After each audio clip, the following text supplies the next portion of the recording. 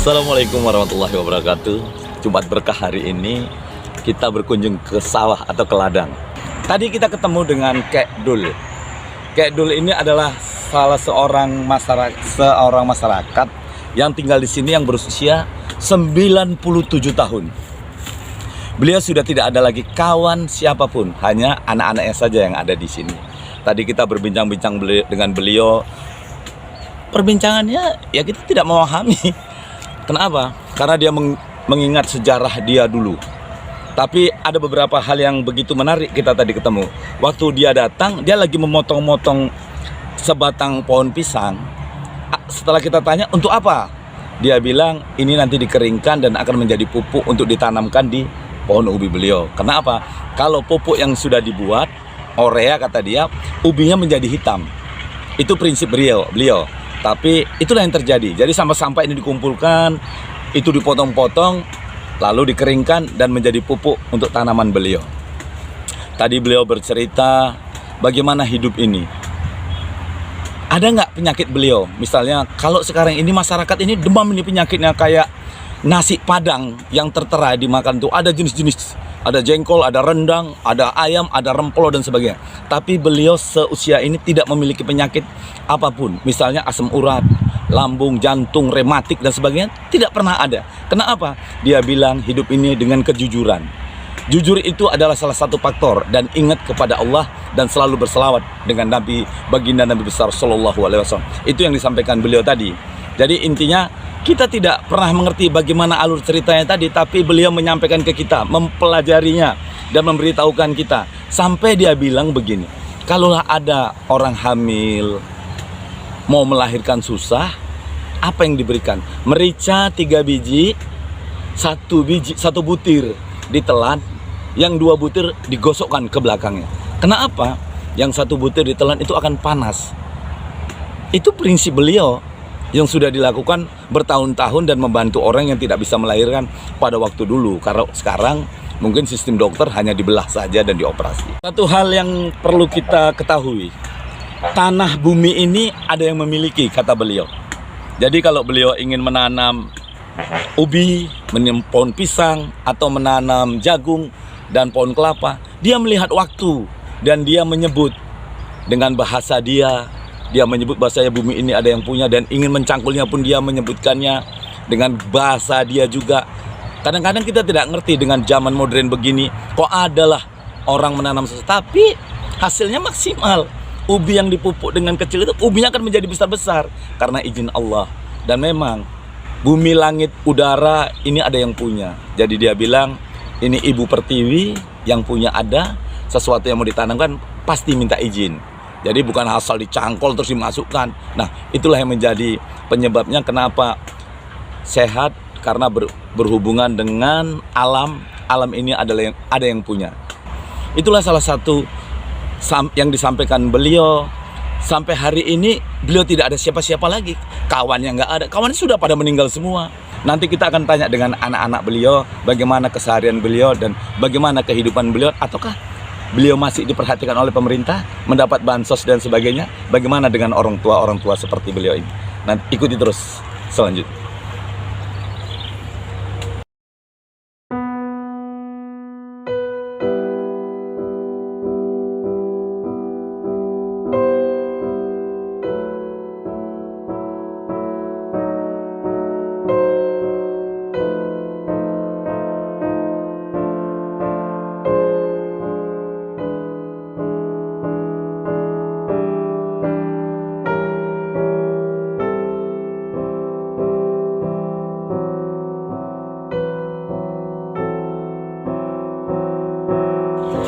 Kita tanyakan dulu dengan tetangga yang selalu ketemu dengan Kek Dul, dengan Bu Sutina. Beliau di sini sudah 51 tahun. Jadi artinya tahu apa kerjaan Kek Dul setiap harinya. Nah, Assalamualaikum Bu. Jadi Ibu tahu kan Bu, tiap hari Kek Dul itu apa yang dia kerjai dari pagi, sore sampai malam? Ya itu tadilah dia beladang.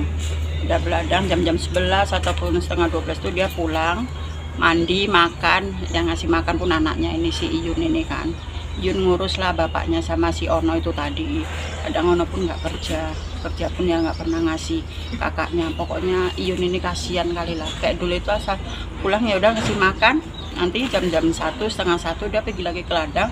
Udah sore pulang lagi, ya udah gitu aja setiap harinya. Kayak Dul ini kan sekarang nggak ada kawannya nih. Iya memang. Sudah meninggal semua kan. Jadi Kayak Dul ini sekarang umurnya kan 97 tahun. Nah kan kita sedih juga nengoknya dia sendiri ya tiap hari. Cuma waktu dulu dia banyak diperlukan sama orang, misalnya anak kecil sakit. Ya sampai sekarang. Orang-orang mau pesta, minta mohon doa restu dia kan. Pernah nggak sering orang datang-datang ke situ juga? Kalau sekarang ini orang ngawak di belakang ya kurang tahu juga, sedangkan Iyun aja pun kurang tahu juga. Tapi yang jelas Kayak Dul kalau pagi bangunnya antara jam 5 ya? Iya, subuh itu dia udah bangun. Sholat apa ngapain dia? Ya nggak tahu, sholat enggaknya nggak tahu lah. Yang penting dia subuh itu udah bangun, nanti setengah 6 dia jalan-jalan ke sana kemari. Awak mau ke belanja kan, jumpa mau kemana, gede kek. Udah gitu aja. Ranca pun kan nggak denger kan, jadi kan awak pun payah. Komunikasi sama dia kan bingung sekarang kita ini. Iya memang. Kita ngomongnya dia nyautnya C tapi. Jadi cuma itu komunikasi jerit-jerit. Jerit pun dia nggak pakai isyarat kan. Tulis. Oh, tulis ngerti baca dia? Ngerti. Oh, dia ngerti baca? Pokoknya yang jelas Le. Gitu aja. Ngerti dia baca. Maka itu kalau kami ada keperluan sama dia kan, entah mau minta tolong, entah apalah gitu kan, tulis aja. Baru dia dibaca sama dia. Alhamdulillah, mudah-mudahan Kayak Dulnya kan walaupun umurnya tua begini bermanfaat dengan yang lain pada hari ini. Masyarakat masih membutuhkan dia, makanya Allah memperpanjang umurnya. Iya, tinggal dialah satu-satunya orang tua kami lah di sini gitu. Terima kasih banyak ya Bu. Iya, Ya, sama.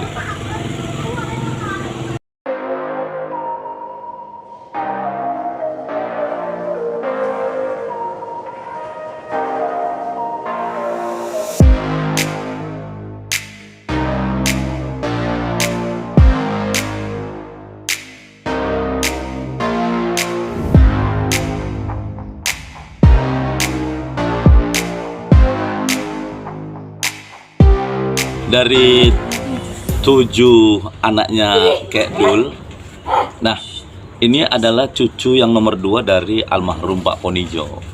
Kita tanya dulu keseharian Kek Dul dari cucunya ini, dan kita ingin tahu siapa namanya, dan sekarang sudah punya anak berapa. Assalamualaikum.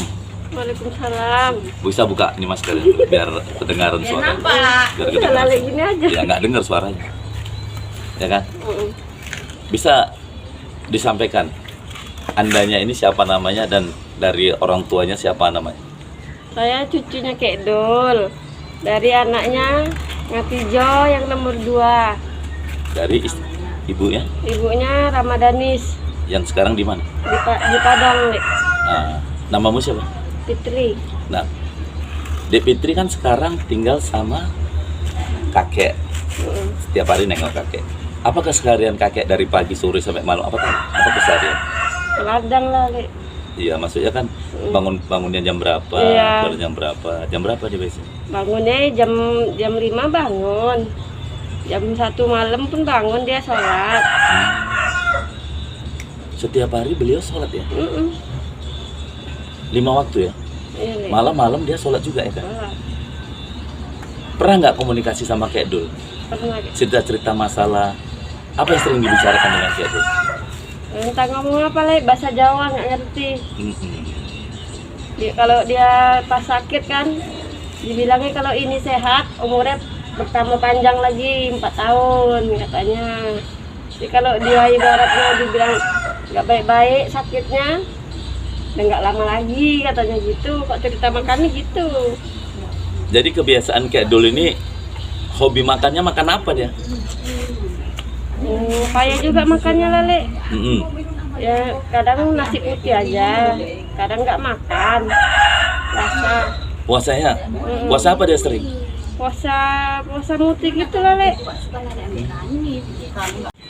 Ada yang kita herankan dengan kakek ini kan. Setiap hari kan kakek nanam-nanam itu, ubi apa macam kan. Adiknya juga kan nanam-nanam itu juga kan. Nanam juga, Tapi apa Le. perbedaan tanaman kakek dengan tanamanmu? Kalau kakek nanam ubi rambat, punya kami kan kecil, punya kakek besar ubinya sampai 1 kilo beratnya ada.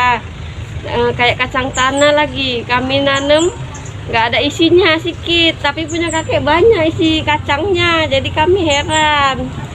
Nanya sama kakek, nanya sama kakek, ya wes disiram aja ambil air, katanya gitu, kami berdoa, katanya gitu. Kayak kami heran, nanya sama kakek, nggak pernah dikasih tahu apa rahasianya. Jadi sampai sekarang udah nggak nanam lagi lah kami balik.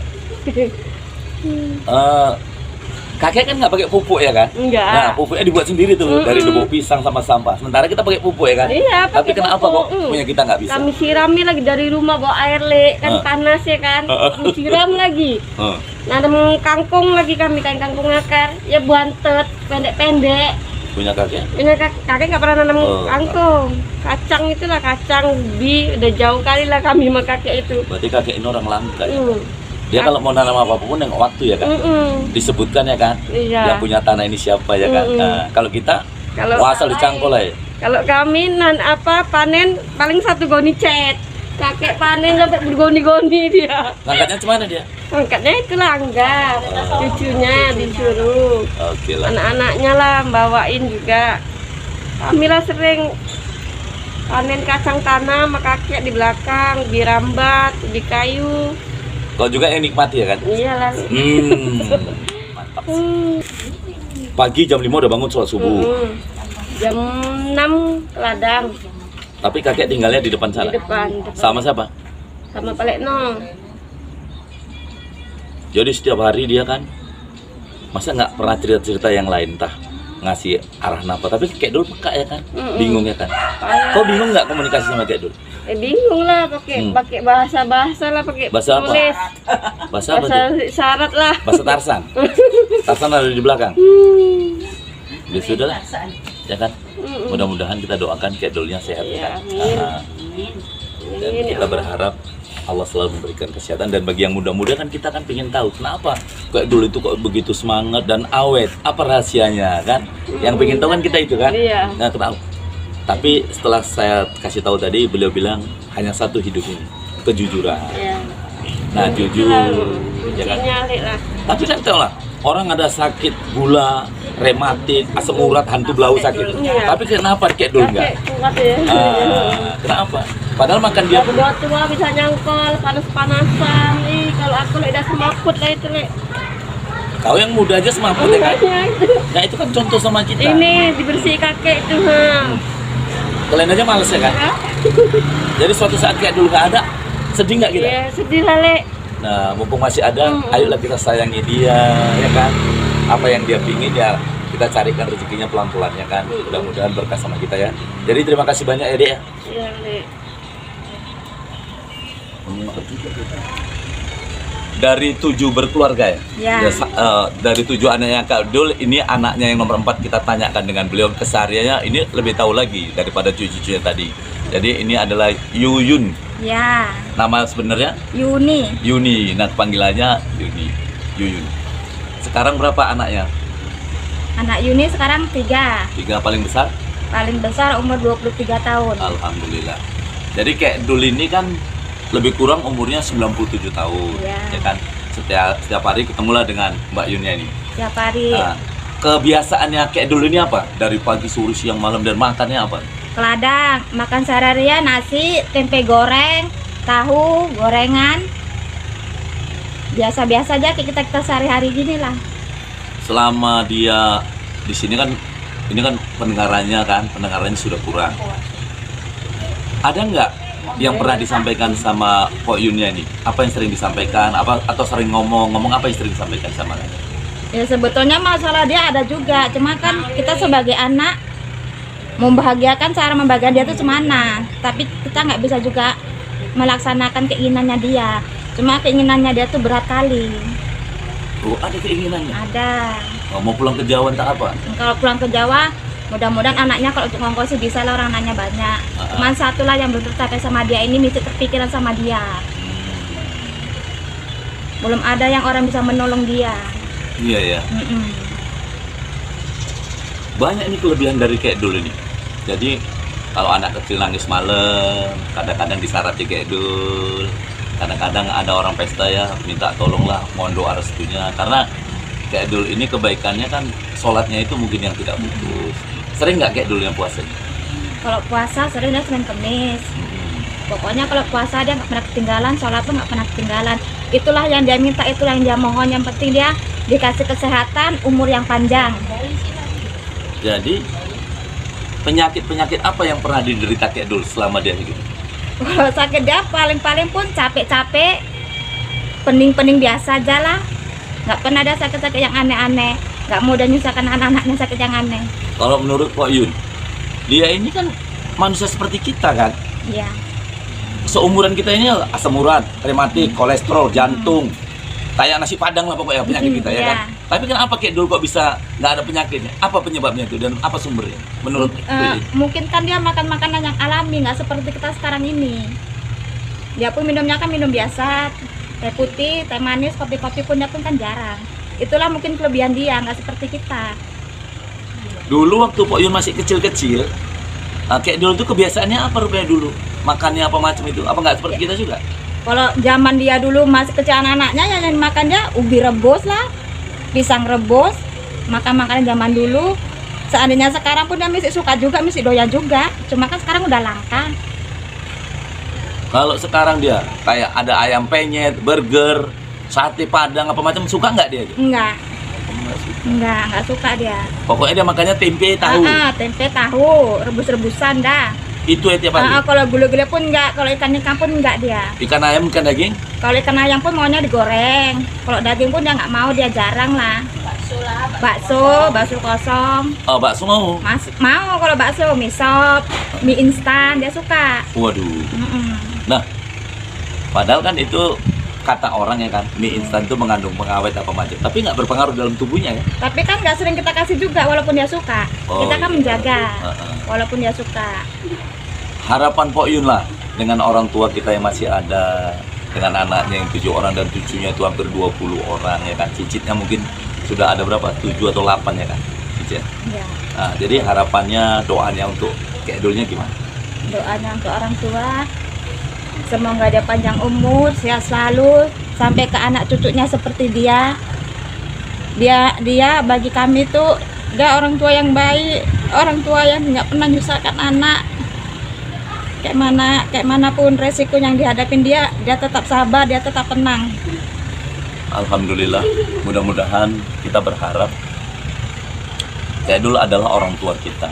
Saya dulu pun pernah tinggal di kampung ini dan kita kenal siapa beliau sebenarnya.